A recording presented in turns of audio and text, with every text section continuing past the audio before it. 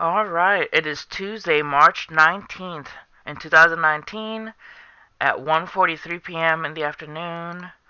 Let's take a look at some headlines. Alright. More than 10 million people remain under flood warnings as Midwest braces for more rain. The next 4 to 5 days are going to be pretty rough, said Rhonda Wiley, Atchins County Emergency Management and 911 Director.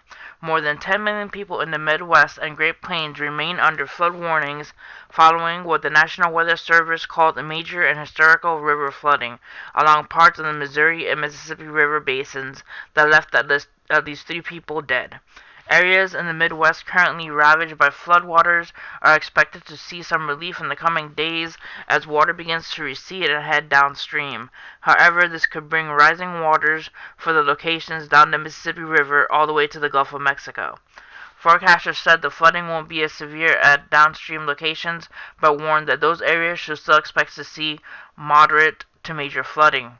Heavy rain and melting snow that overpowered the Missouri River forced hundreds of families out of their homes over the weekend and forced the base that is home to U.S. Strategic Command to sharply scale back operations on Sunday. Here you see a picture of the before and after the flooding happened. At least 3 people are confirmed to have died, state emergency management officials said in Nebraska. A 50-year-old farmer was swept away while helping someone else escape from a vehicle in floodwaters on Thursday. They said an elderly resident also died in rising waters after having refused to leave home. No further details were immediately available. In Iowa, Aldejo Rojas Galan, 55, died after he was submerged in floodwaters on Friday in the town of Riverton, the Freeman County Sheriff's officials said. Nearly 40 counties in Iowa have declared an emergency, a spokesman for Iowa Emergency Management told NBC News Monday. More than 50 counties declared a state of emergency. Officials in Wisconsin said Monday that conditions in the state are improving and building inspectors are in the process of letting residents know if they can return home. So the Midwest is pretty much flooding from all the snowmelt. Alright, next article. Officials shut down access to California's Walker Canyon amid poppy apocalypse. Crowds rushing to the Southern California city of Lake Elsinore to see poppy fields may have been disappointed this weekend after officials were forced to close access to the poppy-blanketed Walker Canyon after the crowd of people became too overwhelming. About 150,000 people over the weekend flocked to see a super bloom that occurs about once a decade. However, the rush of people was too much for the city of about 60,000 residents to handle. Interstate 15 turned into a parking lot, and some people fainted from the heat. The city tried to prepare for the super bloom crowd and offer a free shuttle service to the top viewing spots, but the efforts were not enough.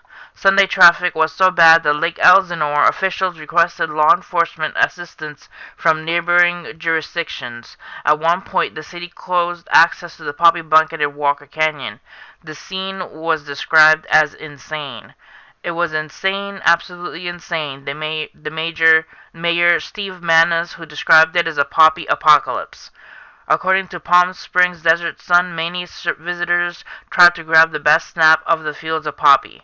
Families and Instagram influencer wannabes alike attempted feats of free climbing and scrambling as large boulders toppled down behind them as every step kicked more rocks loose, threatening to squish children or seniors who couldn't lunge out of the way fast enough, the paper wrote. However, those social media posters can rejoice because the city announced on Monday that Walker Canyon has reopened, but with limited parking. And with the poppy shutdown declared over, the upcoming weather forecast looking rainy, which means the poppies will bloom and most likely the visitors will continue to come. So a lot of visitors in California's Walker Canyon. Alright, next. New Jersey's largest city plans to test Universal Basic Income program. New Jersey's largest city plans to test whether the universal basic income is feasible, making it the largest government to flirt with a program that would guarantee income for residents whether or not they have a job. Newark Mayor Ras Barak announced his decision last week to create a task force and pilot program to study whether the program is possible.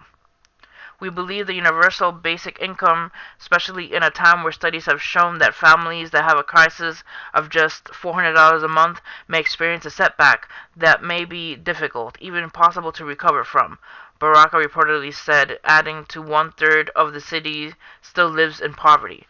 According to Fox 5 New York, Barack will not release any further details of the plan, like how it could be funded or whether a final decision would be made. Alright, that's pretty interesting. Let's hope that they succeed. Alright, next. Daily aspirin no longer recommended to prevent heart attacks for healthy, older adults. For patients with no prior history of heart disease, the risk of gastrointestinal bleeding outweighs any benefits. Taking low-dose aspirin as a preventative for heart attack or stroke is no longer recommended for adults 70 or over, according to guidelines released on Sunday.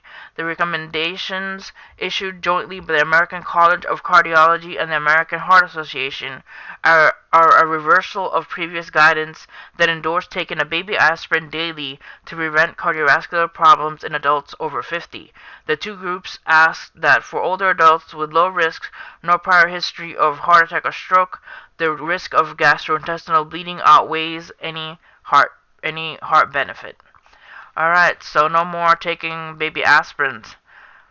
Alright guys, see you next time and God bless. Thanks for watching and hit like and subscribe.